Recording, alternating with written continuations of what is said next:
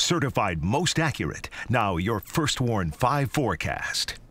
Good Wednesday morning, mid-Michigan. Our temperatures at their warmest point as we start the day today, but will eventually fall as we head into the afternoon and the evening hours. You'll notice shortly after lunchtime, we start to fall into the 20s and winds start picking up by then too. So expecting wind chills to be in the teens and single numbers for the second half of the day. So expect a much different feel later on. Your sky tracker shows most of the snow in our northern areas this morning.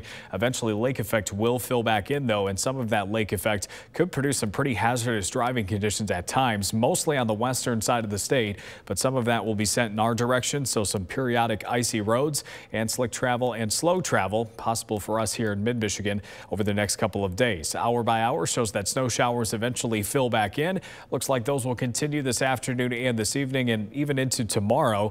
The snowfall amounts through today should remain rather light, but we will be watching tomorrow some snow bands that develop out over Lake Huron that may brush some of our shoreline communities in the Thumb especially. And if those bands persist over the next couple of days, we could see some locally higher snowfall amounts there.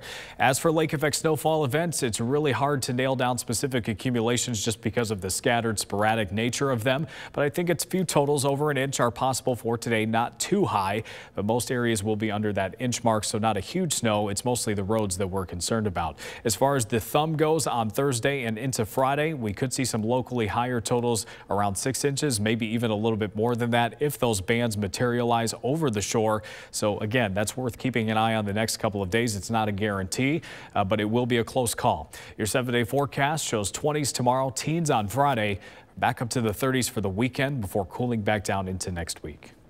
Stay with WNEM TV5 on air, on the go, and online for more news and weather updates.